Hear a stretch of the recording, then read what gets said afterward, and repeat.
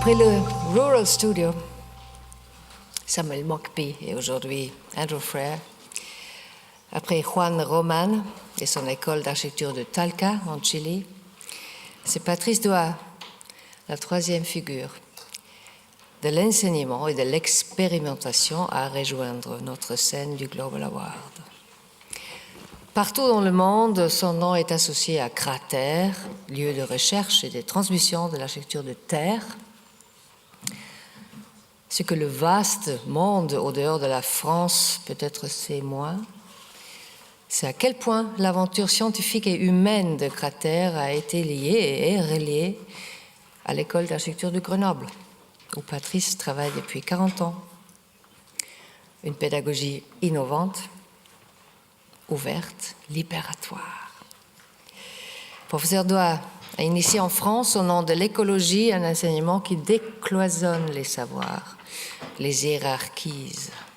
Au commencement, il n'y a pas le plan ou un produit défini, mais il y a une idée qui appelle une résolution constructive et spatiale et pour laquelle l'étudiant et tous les étudiants vont devoir imaginer, éprouver les matières, dessiner, essayer, fabriquer, se tromper, refabriquer. L'ouverture en 2001 des grands ateliers de l'île d'Abo a consacré cette pédagogie offrant aux étudiants un lieu où chacun mène jusqu'au bout son idée constructive en maçonnant, en échangeant, en construisant. Cette idée simple est une idée de rebelle en France, enseigner l'architecture par le faire, l'architecture à l'essai. Et c'est postuler que le construire est plus important que le construit, le temps du penser et du faire, que le résultat. Et même peut-être que l'architecture n'est pas un résultat final, mais un processus du construire. Une étape dans le continuum par lequel l'homme façonne et refaçonne son habitat, son milieu, son lieu. C'est certainement la longue pratique de la terre, matériau infiniment plastique et aussi humble, ductile, qui a mené Patrice Dohat à cette théorie architecturale du processus lente de la conception. Nous saluons aujourd'hui un pédagogue lumineux qui a suscité des vocations, plusieurs générations de vocations. Nous attendons maintenant de lui la rédaction d'un traité qui s'appellera « Pédagogie de la créativité architecturale par l'expérimentation ». Patrice.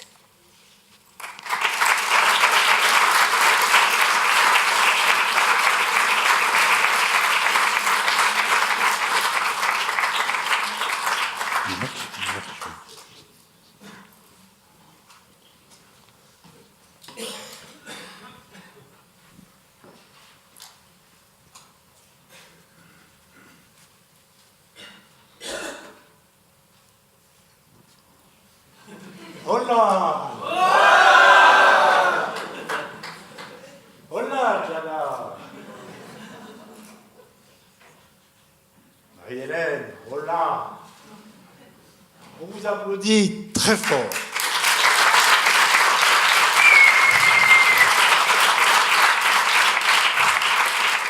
Vous avez su créer un nouveau mouvement, un mouvement rebelle, ce qui est rare. Et on a besoin d'un mouvement rebelle, et vous êtes là. Vive le Global Award, vive, vive le Global Award. On l'applaudit aussi.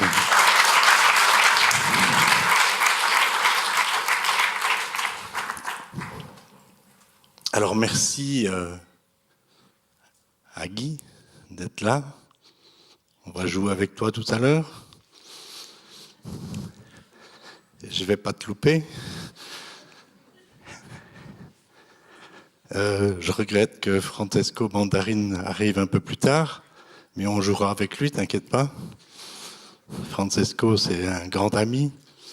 C'est éducation, science et culture. Vous imaginez ces trois mots, éducation, science et culture. Pour éduquer les gens, il faut fermer les yeux. Fermez les yeux. Ferme les yeux. Ferme les yeux. 40 minutes. 40 minutes. Je peux me tirer.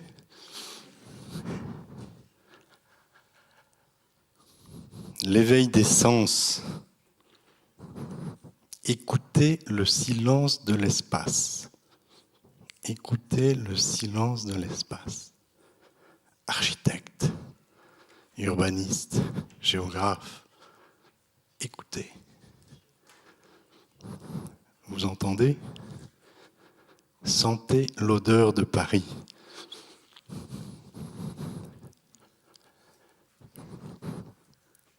Haut les mains. Haut les mains. Les mains, ce sont des outils magiques. Remuez les mains. Imaginez ce qui se passe entre votre tête et vos mains. Vous commandez à vos mains. C'est extraordinaire. Alors, on va voir si vous savez commander à vos mains. Vous êtes architecte, vous allez dessiner avec votre main un carré. Dessinez avec une main un carré. Vous savez dessiner un rond, dessinez un rond. C'est facile, un rond. Maintenant, vous prenez les deux mains. D'une main, vous allez faire un rond et de l'autre, un carré.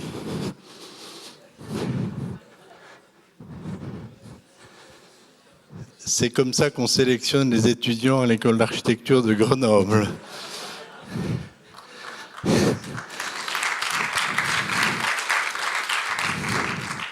C'est dommage qu'Agnès ne soit pas là, parce que c'est un bon truc à lui formuler pour toutes les écoles. Vous êtes sûr d'avoir aucun étudiant.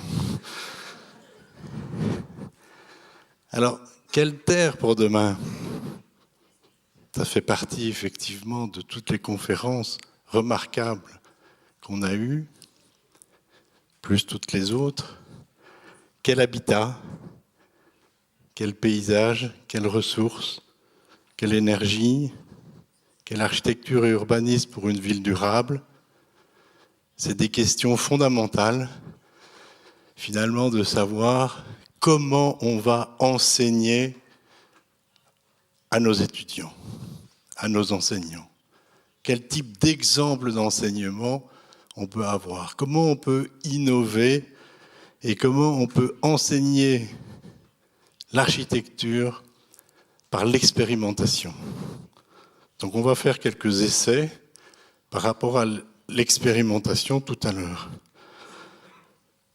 40 ans d'enseignement de recherche. Un des premiers prototypes que nous avons fait, qu'on a appelé les 24 heures de la Terre, qui sont... Ah. Ça, c'est un petit bâtiment qu'on a fait sur le campus de Grenoble, qui existe encore, qui est le bâtiment qu'on appelle les 24 heures de la Terre, parce qu'il avait fait en 24 heures, c'était en 86.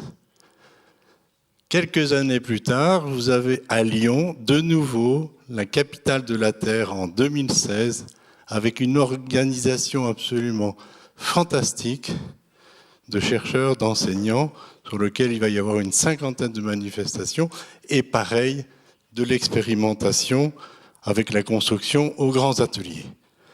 Alors, cette photo, elle est assez remarquable parce que, ici, oh mince alors, voilà. Ici, là, vous voyez quelqu'un. C'était en 82 à Mayotte, les premiers logements de Mayotte. Première expérimentation avec des étudiants de première, deuxième année.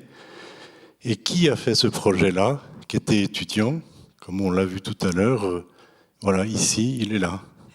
C'est Pascal Rollet. On l'applaudit.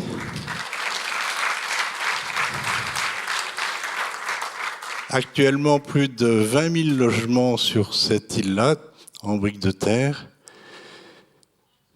Et sur le bilan des 40 ans, qu'est-ce que je retiens fondamentalement ? Fondamentalement, la première chose qui est importante et qui a été très difficile à monter, c'est de faire un laboratoire de recherche cratère au sein de l'école d'architecture. Je ne vous dis pas tous les combats qu'il a fallu mener, mais ce n'est pas évident. Le deuxième grand projet que nous avons monté à l'UNESCO, c'est cette chaire UNESCO. Parce qu'avoir misé sur l'enseignement pendant des années, se dire après, il faut diffuser ce savoir sur l'architecture de terre, il faut donc créer une chaire UNESCO sur l'architecture de terre et le développement durable, et du coup, transmettre dans le monde entier. Donc ça, c'est le deuxième projet très important.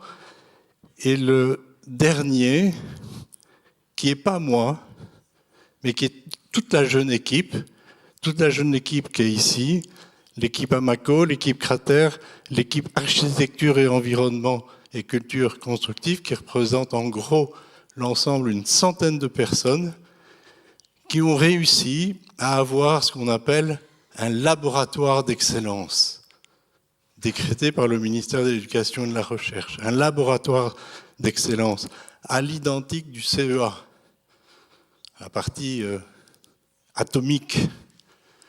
Donc ça, c'est l'obtention d'un LABEX et l'obtention aussi d'un IDEFI. Alors un IDEFI, c'est l'initiative d'excellence pour les formations innovantes. C'est de la formation innovante. Comment finalement passer d'une petite création d'un tout petit groupe Cratère, dont les origines sont là, il y a Hugo Houben qui est là, Hubert Guillot aussi qui est là.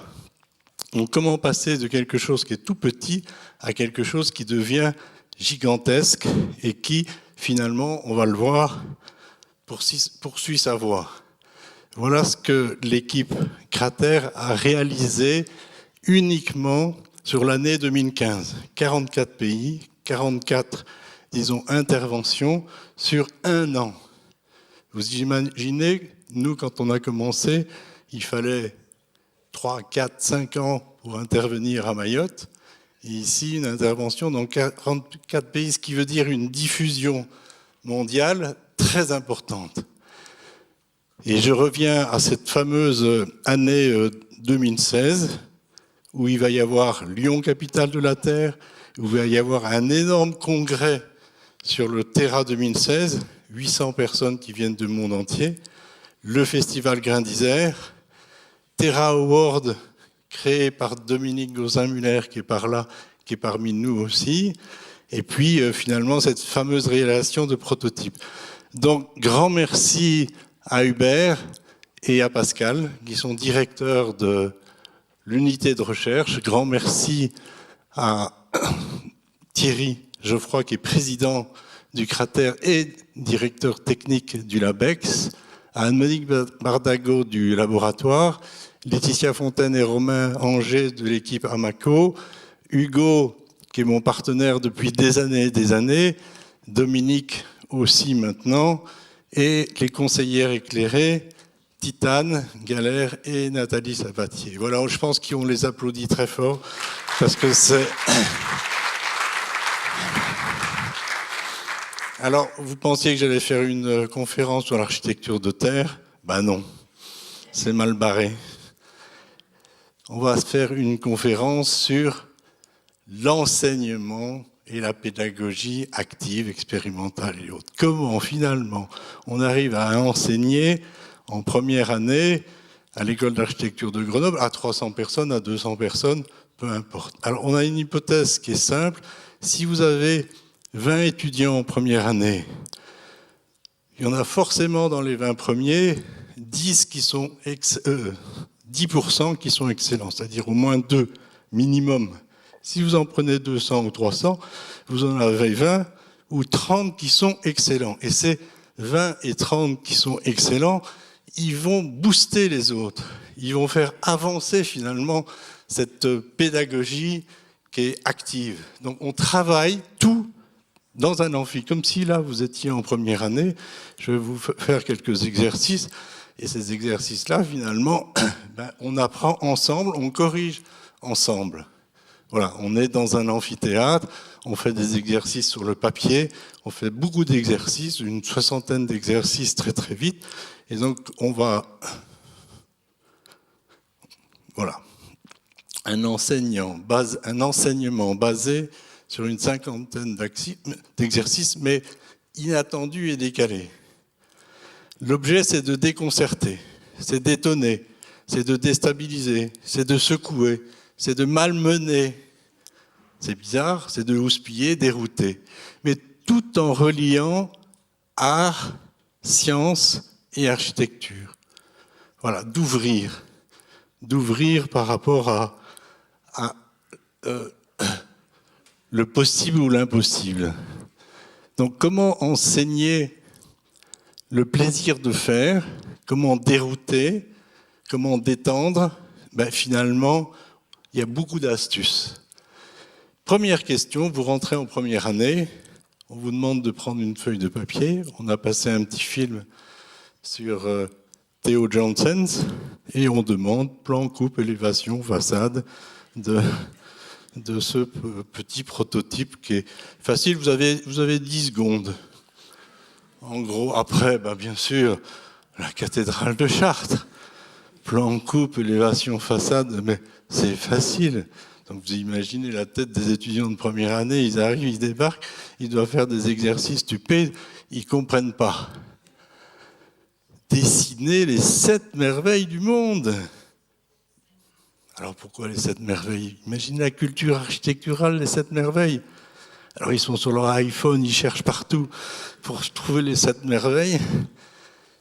Mais comme ils ont quelques secondes, ça ne marche pas. Et puis les 7 merveilles, c'est vraiment une culture, c'est de l'histoire, c'est l'apprentissage. Les 12 travaux d'Hercule, il faut leur apprendre à combattre. L'architecture, c'est un sport de combat. C'est du karaté. Il faut y aller, donc. Les 12 travaux destinés, les 12 travaux d'Hercule.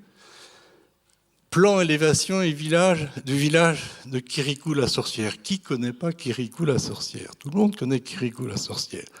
C'est évident, c'est évident. Kirikou, c'est qui Kirikou? T'en as parlé tout à l'heure. Kirikou. C'est qui Kirikou? C'est qui Kirikou? Alors c'est vrai, il est gentil, il est grand.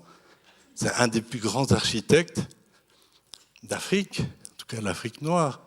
C'est Francis Kéré. Le Kirikou, non, c'est Francis Kéré. Il est formidable. C'est un homme fantastique, Francis. Mais vraiment innovant et tout. Donc c'est notre Kirikou. Et puis, les références un peu culturelles aussi, aux moutons. Tout le monde connaît, dessine-moi un mouton. Au lieu de dessiner un mouton, c'est quand même ordinaire, mais un mouton à 5 pattes, voilà, on imagine un mouton à 5 pattes. Alors là, il s'agit de prendre une forme, la passer dans le carré, on la passe dans le carré, elle est tangente au carré. D'accord? Comme un cube. On la sort, on la passe, elle est tangente au triangle. Donc elle est tangente au triangle ici. On la passe et elle est tangente au cercle. On a les 4 figures, cube, pyramide, sphère, les éléments fondamentaux de l'archu, et on en sort une seule pièce. Facile. Vous voulez la réponse ?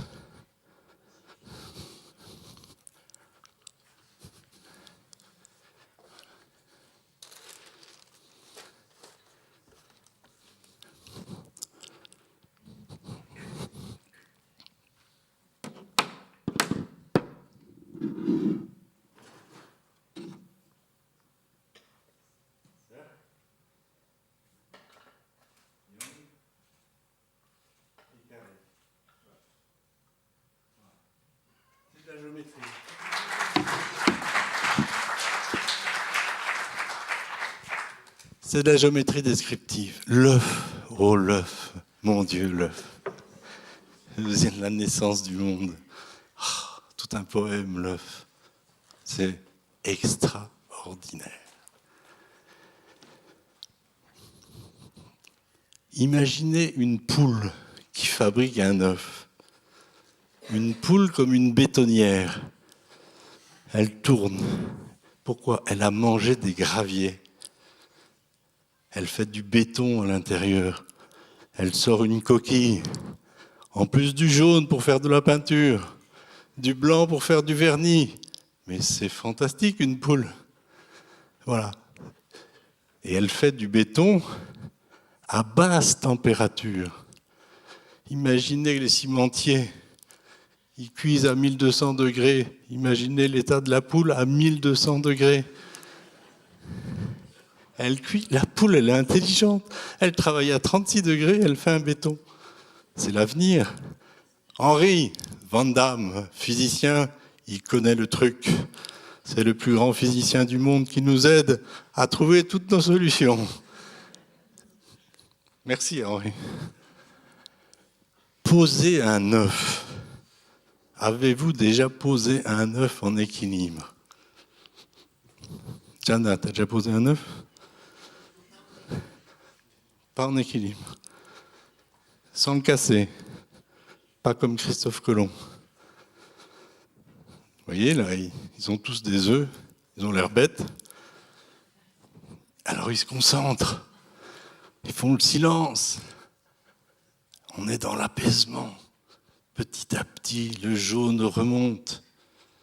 Le blanc descend. Le blanc est plus lourd que le jaune. Et petit à petit, qu'est-ce qui se passe? Waouh! Enchantement, rigolade et tout. Mais ça y est, les étudiants, vous les tenez là. Parce qu'ils ont compris que finalement, on pouvait apprendre à poser un œuf debout. Des architectes, fantastiques. Ah! Ils sont fiers, ils sont fiers. Ils sont contents. Et c'est Lou Wanyu qui a gagné la première. Alors, maintenant, apprendre à parler à un œuf. Il y a un poussin dans l'œuf.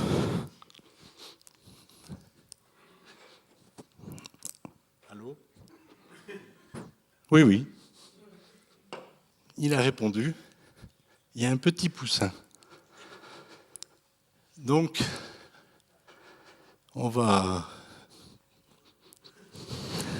Guy Anselme, Jana, tu vas pas... Oui, oui. Notre philosophe. Ah, tu vas te mettre au milieu, c'est plus grand.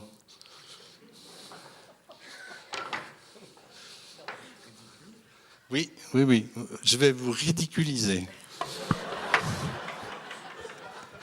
C'est extrêmement amusant.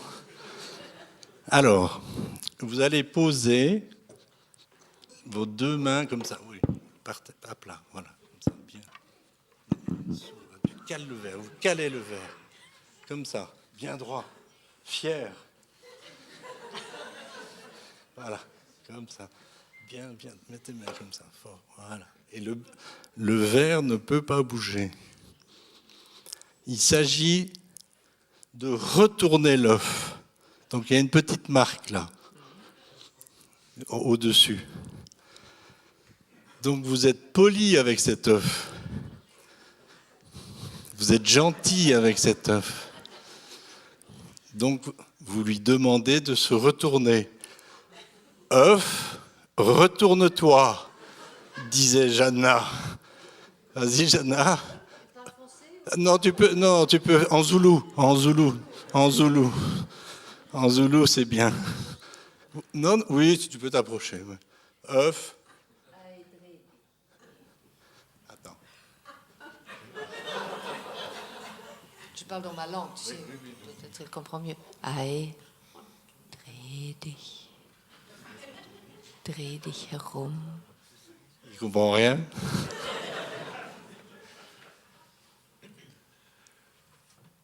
Retourne-toi. Retourne-toi. Bon, on peut partir.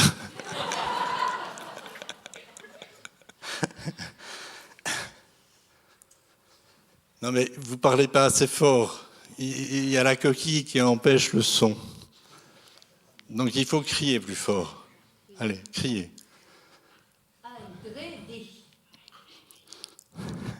J'aime bien la traduction. Merci. Merci pour la traduction. On vous applaudit très fort.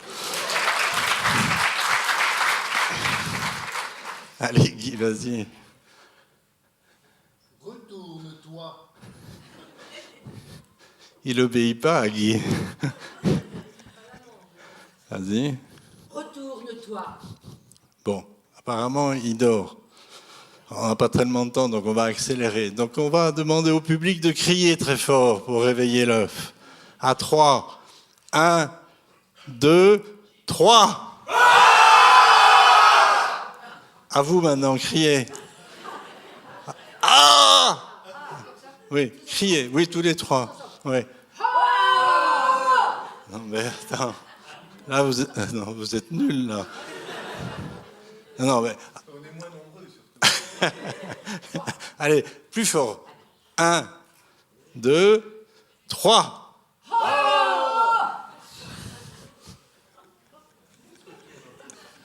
Oui, Guy a dit qu'il se retournait un petit peu.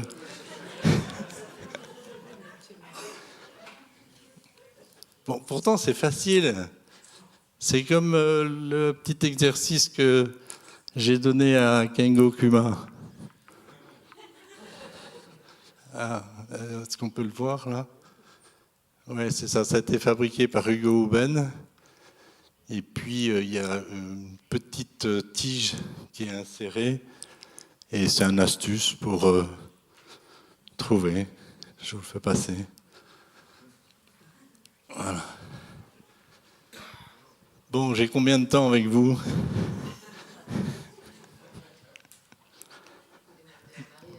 Oui, Marie-Hélène, elle a trouvé. Elle a trouvé, Marie-Hélène. Parlez-lui gentiment. Allez, tous les trois à la fois. Vas-y, Guy.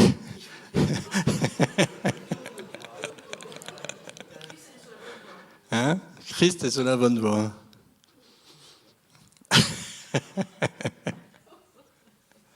Bon, vous imaginez cette pédagogie? En fait, c'est voilà, c'est impossible. Je les ai fait venir pour rien sur la scène. Ils viennent absolument pour rien. Et c'est impossible de retourner à un œuf comme ça. Hein? C'est impossible. Hein? Eh bien, ce qui est incroyable avec ma pédagogie, c'est que l'impossible est possible. Ah ça, tu feras le coup plusieurs fois. Hein? Jana, elle est embêtée là. Hein? Bon, on accélère. On lui souffle. Hein? Allez, on souffle. On lui souffle. On vous souffle. On souffle. On souffle.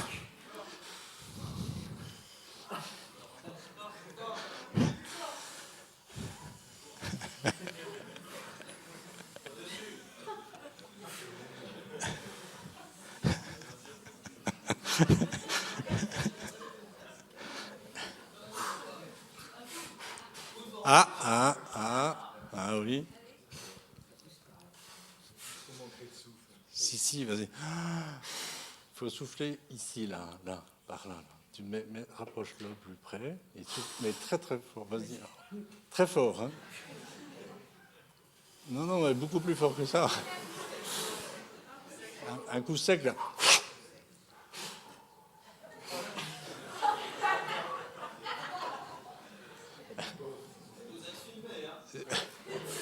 Jana, souffle plus fort. Il faut souffler. Non, il faut faire très fort. Il faut faire très fort sur le bord. Très fort sur le bord ici.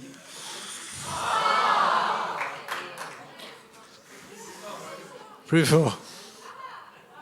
Ah! Ah!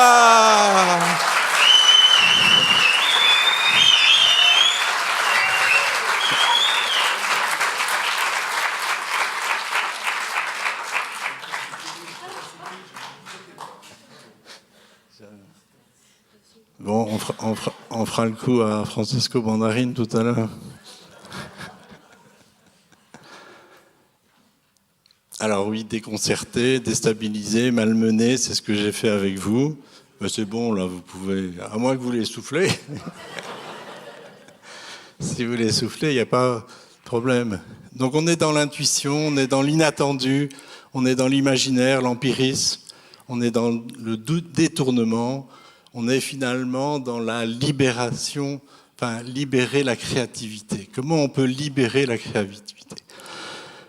Donc finalement, avec l'œuf, on a plein d'exercices comme ça.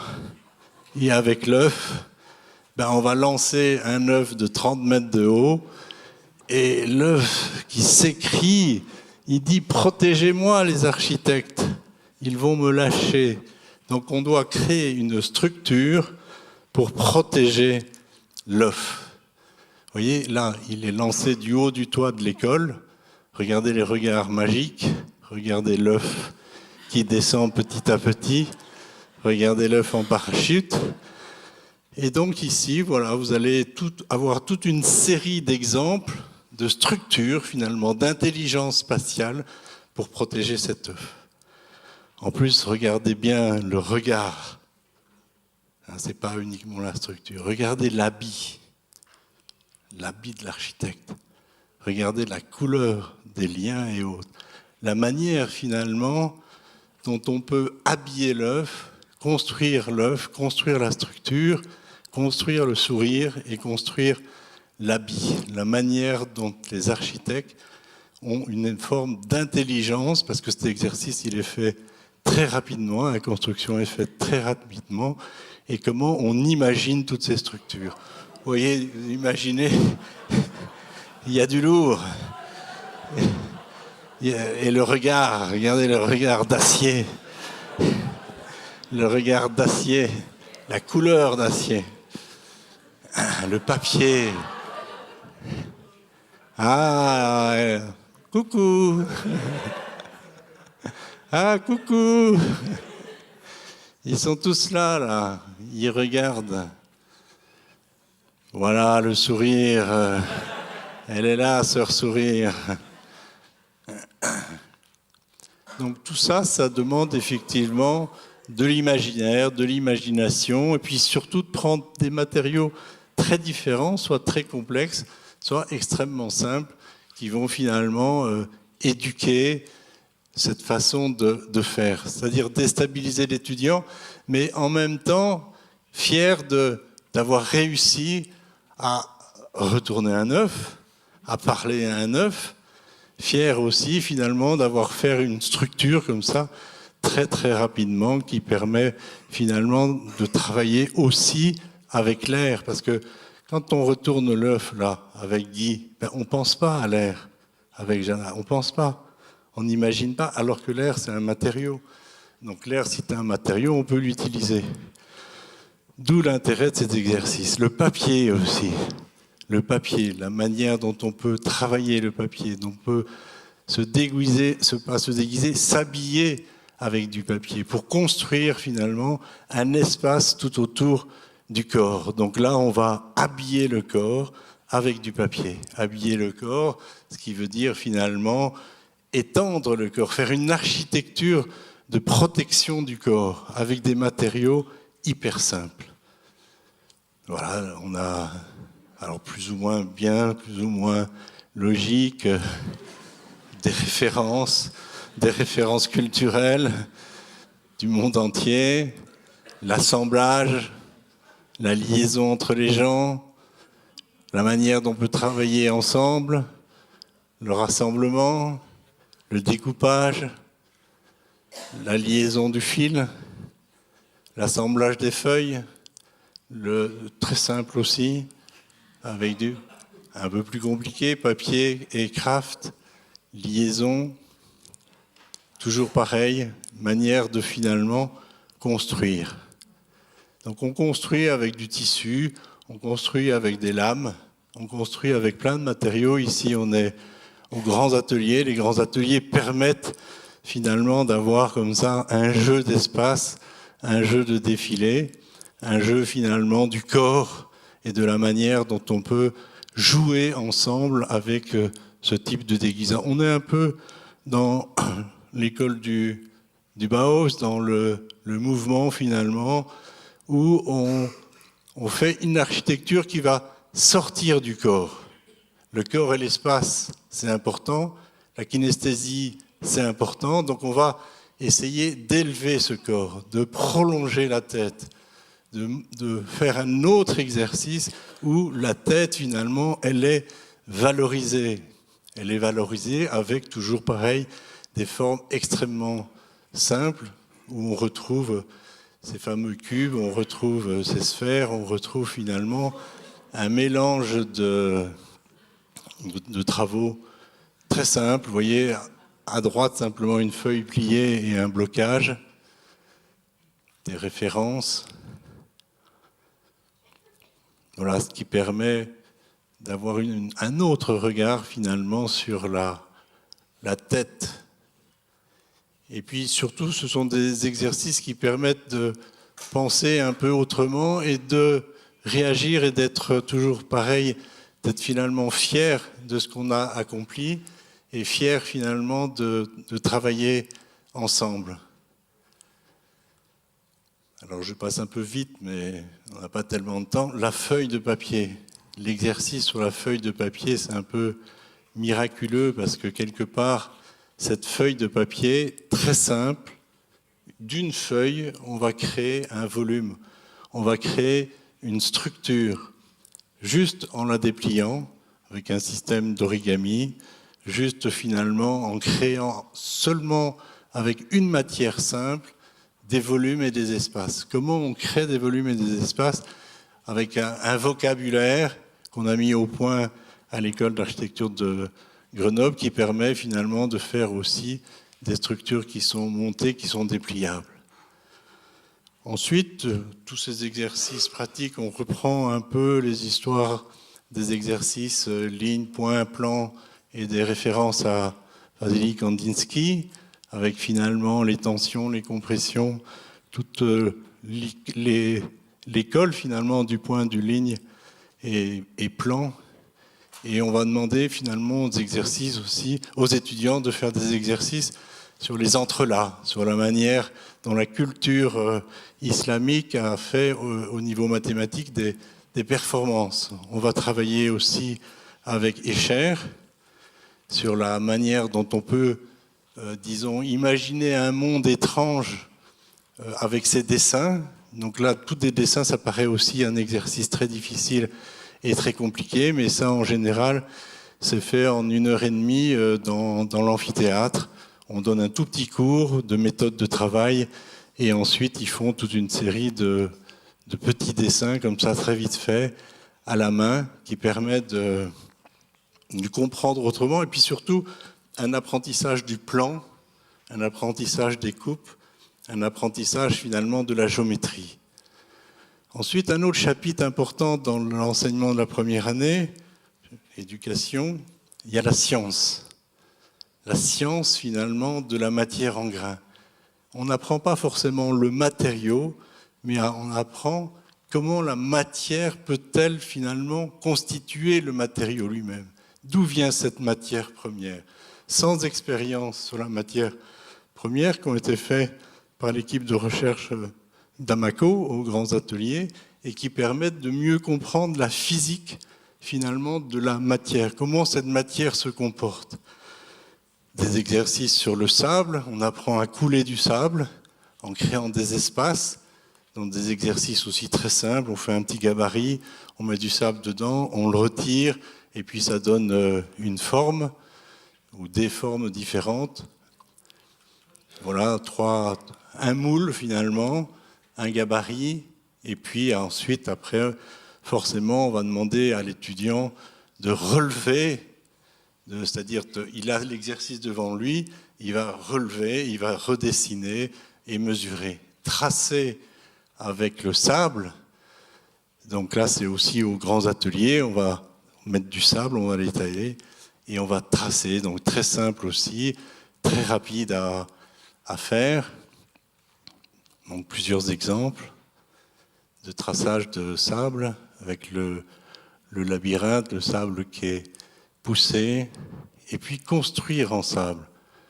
Avec Shigeru Ban, on construit aussi en sable. On a failli gagner 2 projets comme ça de construction uniquement avec des sables. Donc là, on construit une tour en sable qui va faire 3 mètres de haut. Vous avez tous les étudiants tout autour qui tassent le sable. Et voilà Romain Anger qui célèbre finalement sa tour qui est toute en sable. 4 cm d'épaisseur uniquement en sable. Le truc, comment on construit en sable, ben, je ne vous le dirai pas. Ça sera pour une prochaine conférence. Voilà, les étudiants fiers d'avoir construit tout en sable. Ah oui, on va s'amuser aussi, on va leur faire des briques n'importe comment, n'importe quoi. Une brique qui lie la couleur, la texture, qui fait des accidents en chocolat, en liant. Voilà, donc là vous avez plein d'exemples de matières en grains. Alors les grains, pas forcément les graviers, les sables et autres, mais finalement les grains de la nature, les grains où ils vont chercher à droite, à gauche, et ils vont construire, pareil, une brique très rapidement. Ils vont la dessiner et ils vont expliquer tout le process de cette construction. Parce que ce qui est important, ce n'est pas uniquement de construire la brique, mais c'est la manière dont finalement on va expliquer comment on construit la brique, comment on a fait le coffrage, comment finalement on fait du béton et autres. Deuxième grand sujet scientifique après la matière en grains, il reste 5 minutes. Bon, alors je vais aller plus vite. Deuxième, ça, ben, c'était pour la matière en grains, c'était pour Kenzo Kuma, ça. C'était pour lui. Voilà comment on sort cette matière, comment est introduit ce clou. Ben, j'ai pas le temps, j'ai 5 minutes, donc je vous donne pas la réponse. Voilà. Comment on met une ampoule finalement dans un bois. Normalement, on met une ampoule de lampe de poche dedans, on la met dans la terre fait des miracles, ça pousse et l'ampoule pousse. Voilà, les briques en fibre. Oui, Marie-Hélène, tu me dis, hein. Je passe très vite, tout en fibre, voire au-delà de la brique. Là, c'est intéressant aussi de laisser libre recours pour que finalement les étudiants puissent penser autre chose, puissent penser autrement et construire une brique autrement. Une vision finalement très, comment dire, libre de... Voilà. Alors, kinesthésie, on a une spécialiste ici de la kinesthésie, là, aux grands ateliers. Bon, je vais aller très vite là, hein. Très très vite. Donc on va construire avec des cartons, on va bouger des cartons, on va se cacher le visage, on va faire des ronds, on va faire des carrés, on va s'assembler, on va crier très fort, on va jouer, on va positionner les briques dans l'espace, on va poser les briques, on va faire une série d'installations comme ça très rapidement, des très grandes installations avec le son, parce que quand vous faites tomber les briques, il y a un son merveilleux, il y a une musique merveilleuse, des petits éléments qui sont construits là en 20 minutes, et puis finalement un peu du Shigeru Ban aussi avec des espaces intérieurs, extérieurs, des travaux avec Eladio Dieste où les murs sont complètement penchés, mais c'est des étudiants qui n'ont jamais posé une brique, mais ils arrivent finalement à poser une brique même penchée. L'histoire de Marie, donc on fait les références à Marie, 5e millénaire, et on va construire comme ça, avec Wenshu, on a construit en 35 minutes. Donc ça a été construit en 35 minutes. La toile, le lycra, on joue dedans, on se met à l'intérieur, on construit des espaces et on joue avec une grande toile. Les petits bois aussi avec Wang Shu, où on pose simplement 100 lieux. Dernière partie de mon exposé, c'est bâtir en terre avec ce qu'on a sous les pieds finalement. Donc ça, c'est des exercices qui ont été inventés par Pascal Rollet, 3 exercices de projet. Un exercice masse, grotte, un exercice de, comment on peut appeler ça, d'arbre d'enveloppe avec le bois, et puis ensuite un exercice qui fait la liaison entre les deux. Donc, ah mince. Oui, ici on sort de terre, on fait un petit terrain, on sort de terre ici et on crée un petit truc. Donc à partir de pratiquement rien, finalement, en première année, on arrive à expliquer comment on peut sortir la matière de terre et comment on peut construire et faire des projets uniquement avec la matière qu'on a sous les pieds. Donc on peut travailler, alors ça c'est l'exercice, mais je veux pas les... C'est des murs très épais, et puis on fait des petites maquettes, et puis ensuite il y a le projet final, donc des projets très très différents, les maquettes finales, et puis je passe très vite avec les maquettes qui sont réalisées. Alors ce qui est étonnant, mais ça c'est un peu la pédagogie qui le donne, c'est-à-dire que l'étudiant il est tellement motivé par rapport à ce qu'il fait, qu'il y passe un temps fou et que surtout il est passionné par ce qu'il fait. Donc on rentre la passion. Donc bâtir avec l'ossature, bâtir avec les fibres, là on est sur le bois, les petits éléments de bois, donc on va avoir des petites maquettes en bois, et puis après, une fois qu'on a fait le bois, on va mélanger un exercice où il y a la masse et l'ossature. Il y a Kinya Maruyama qui est là. Ici, là, c'est Kinya Maruyama.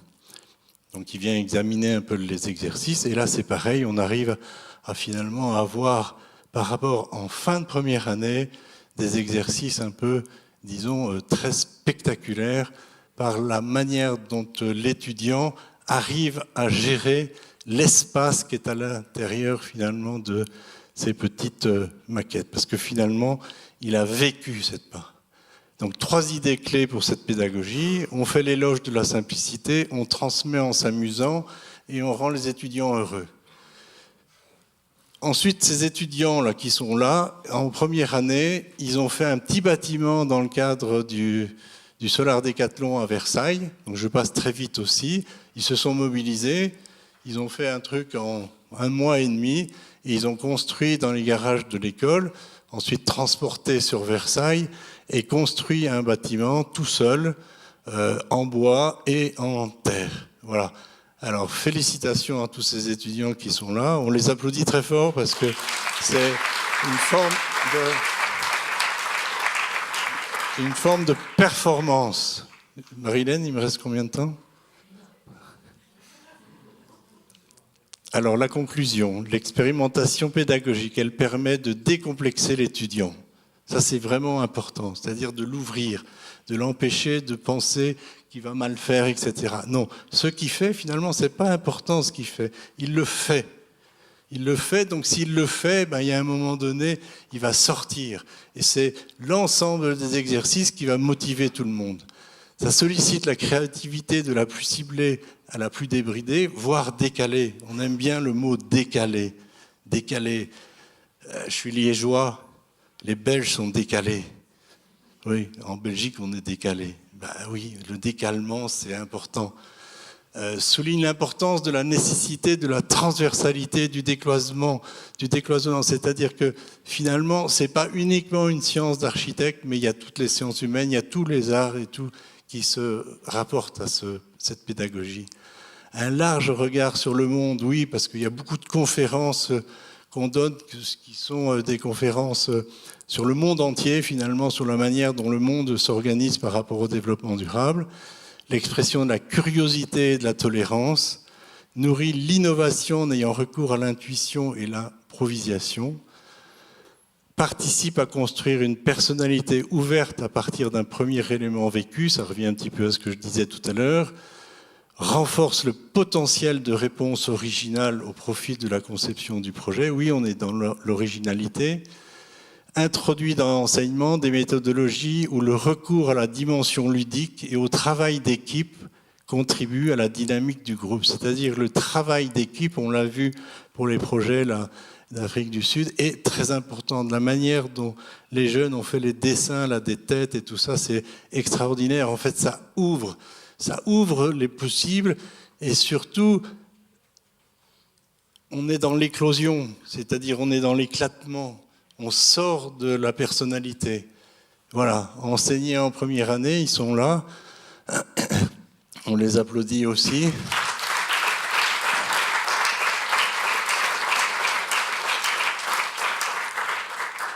Alors, dommage que Agnès Vince n'est pas présente, mais c'est un petit message qu'il faut lui faire passer.